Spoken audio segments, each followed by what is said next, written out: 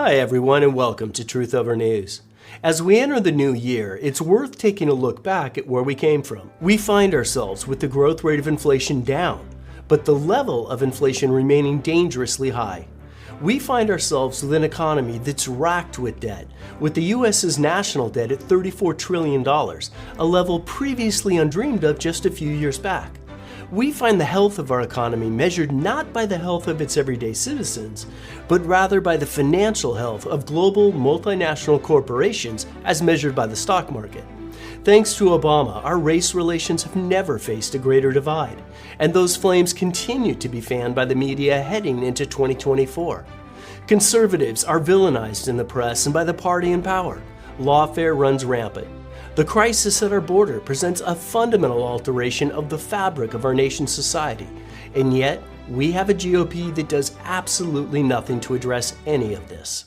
With all of this in mind, we thought that it might be worth taking a look at a bit of what we're facing heading into 2024. Start by thinking about what we are watching play out in real time before us. On the one hand, we have Trump, the candidate that is almost certain to win the Republican nomination. He's under constant and full assault from the media and a weaponized DOJ that is actively using lawfare to prevent his candidacy. On the other hand, we're facing what is essentially a unified front from the Democrats, who appear willing to destroy the Supreme Court along with our Constitution if it means that they can get Trump. Meanwhile, in the face of this ongoing onslaught, Trump seems to get very little in the way of defense from Republicans. Sure, there's the occasional angry tweet or expressed outrage, but there's no unified effort to stand in defense of a candidate under attack, a candidate that's all but certain to be the 2024 presidential nominee. On matters relating to the border crisis, the GOP is almost entirely missing in action. If there was ever an issue that should unify conservatives, an issue in which conservatives could all agree and all rally around, one would think that it would be the border crisis. Unfettered immigration, a flood of new Democratic voters, is literally changing the landscape of America. And yet we have no action, no fundamental response that's been undertaken by the GOP. Sure, there's been a lot of noise from the Republican Party, plenty of angry tweets, but there's been no impeachment of Mayorkas, no impeachment of Biden, all things that should have been done years ago as opposed to simply being discussed now. And on a more fundamental level, why is the GOP simply questioning what's happening at our borders rather than doing everything within their power, including at the governor and state levels, to close it? No one in real positions of authority, members of Congress, governors, even the Supreme Court, seems willing to ask the most basic of questions. Forget about immigration reform or processing of refugees. Why are an unlimited number of people even able to cross our border in the first place? Why are people not being turned back en masse at the border? Why are people who are obviously not refugees now being treated as though they are? When's the last time that you heard the acronym ICE even being used? Has everyone in that agency all been fired? As it turns out, they're just busy processing illegal crossings. The Biden regime lies through its teeth, pretending there's no border crisis, while the Biden-run DOJ threatens to sue Texas for finally taking some basic first steps to stop it, which raises another question. Why wasn't Texas taking a much firmer stand long ago? And why isn't Texas using the threat from the DOJ as an opportunity to fight back on the immigration issue, challenging the DOJ all the way up to the Supreme Court? Why don't we just close our borders at the state level if the Biden regime won't act? It's pure insanity, as if the GOP has decided that the emperor does indeed actually have clothes. Look, on day one, the president put forward a comprehensive immigration plan, legislation for Congress to take a serious look at and to work with him on getting that done. We have a broken immigration system. It's been broken for decades now, and the president has done everything that he can on his own to try to figure out how do we deal with what's going on at the border. I want to be very clear. Our borders are not open. And what we're seeing here at the border, the migration flow, increased migration flow, certainly it ebbs and flows. And we're at a time of the year where we're seeing more at the border. And it's not unusual. This is an immigration system that has been broken for decades. And the president has taken this very seriously to try to do more. We have a GOP that is so unwilling to support its base, with no regard for the needs and will of its voters, the people that they supposedly represent, that when one candidate, Vivek Ramaswamy, actually does speak up on these issues, there's immediate distrust that he's a plant by the deep state. Now, there are a lot of questions surrounding Vivek, and he does seem too good to be true. But he's also really not the point of this discussion. The things that he's saying are true, and it's that element that causes him to stand out from the crowd. And it's here that we arrive at the underlying point. Why is it that Vivek's standing out in a field of GOP contenders when he's only saying things that every single member of the GOP should have been saying for years now? It's truly astonishing if you think about it. The primary reason that Vivek has been able to distinguish himself is because he's chosen to speak out, albeit with startling clarity, on obvious issues that every member of the GOP should have been screaming about all along. In other words, the GOP has become so degraded that when someone talks candidly about real issues, we automatically distrust them. Looking into 2024, we have several big stories that may reach their conclusion, or a conclusion of sorts. The first is Biden corruption. Although Biden is most definitely corrupt, he's also less corrupt than many major politicians. He's just dumber than they are. He's also effectively a puppet. But it is worth finding out who's really pulling those strings. We may also get some greater exposure of the cover-up of the true origins of COVID, including those who prevented information of a lab leak from getting to President Trump, and why the intelligence community was so quick to issue their concurrence with the quote-unquote wide scientific consensus that the COVID-19 virus was not man-made or genetically modified.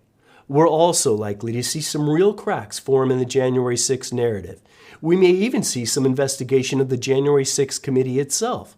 We're hoping the narrative, created by Dems and carried by the media, that January 6th was an insurrection, will finally be exposed for the utter lie that it is.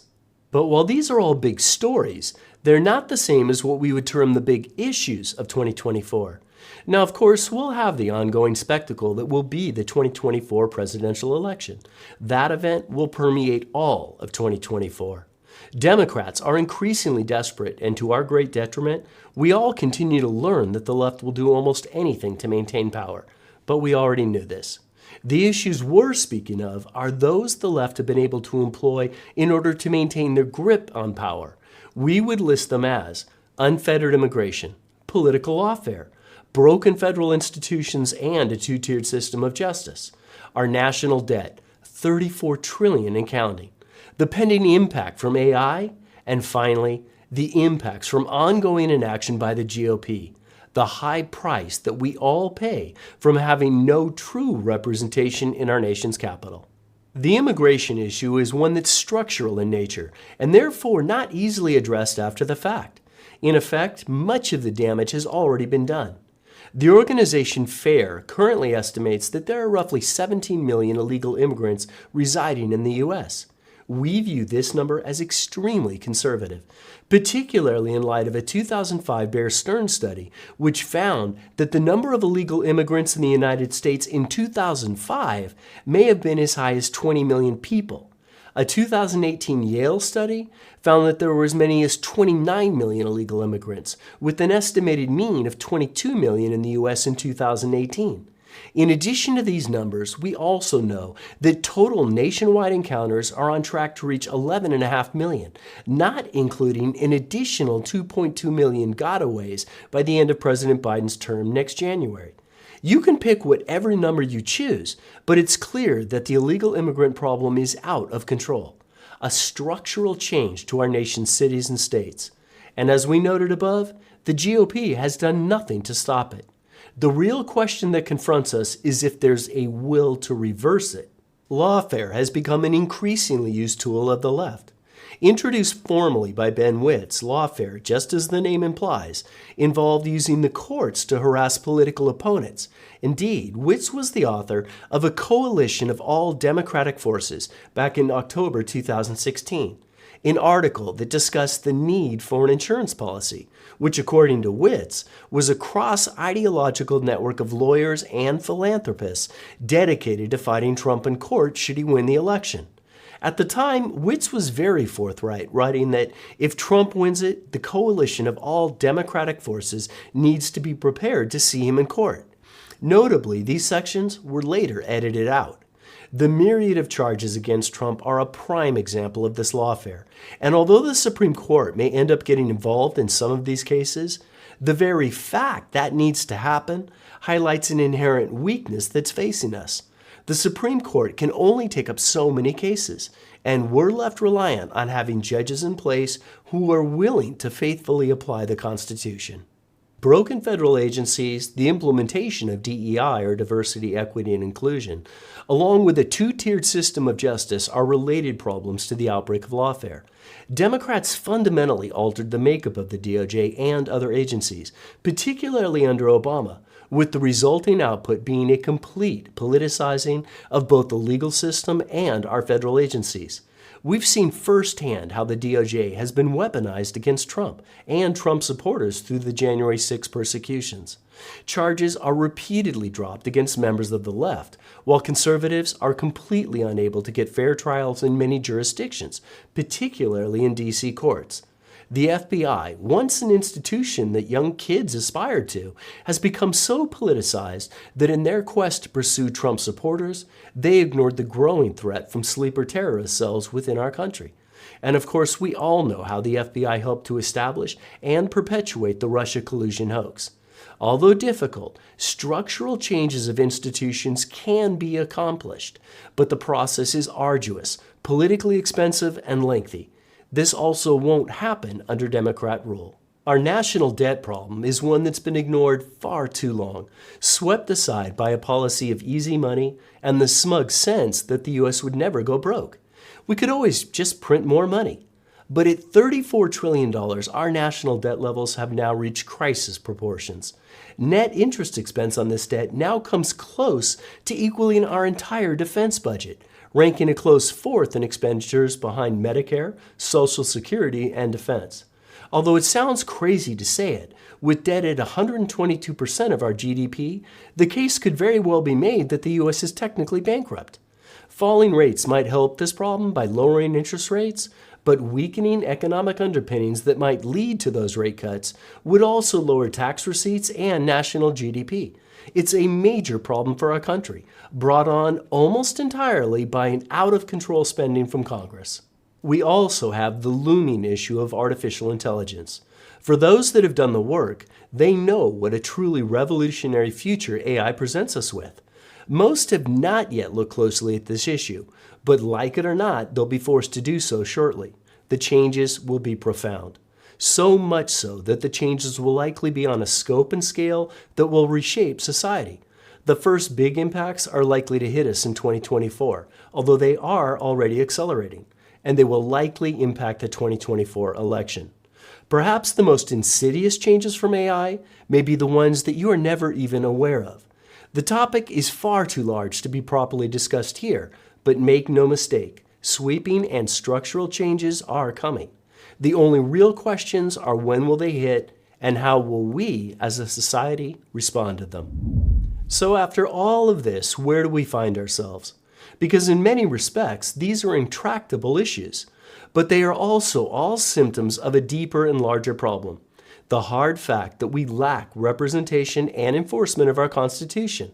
There's been nothing to keep those things so vital to our nation from being shredded by the left. Although this all sounds very dark and gloomy, I would argue that all is not lost, although time is of the essence. Sometimes we're required to swing to extremes in order to enact fundamental change. Americans need to be willing to stand up for their republic. They need to elect those who actively want to represent conservative interests. They need to get involved at the local level where real change can be brought about. Big changes almost always start small. And if there's one constant in this life, it's that change always happens. We've thought for some time that an inflection point was out there, waiting to be met. Let's work together to meet that point and shift our nation into a positive direction. Thanks for joining us on today's episode of Truth Over News.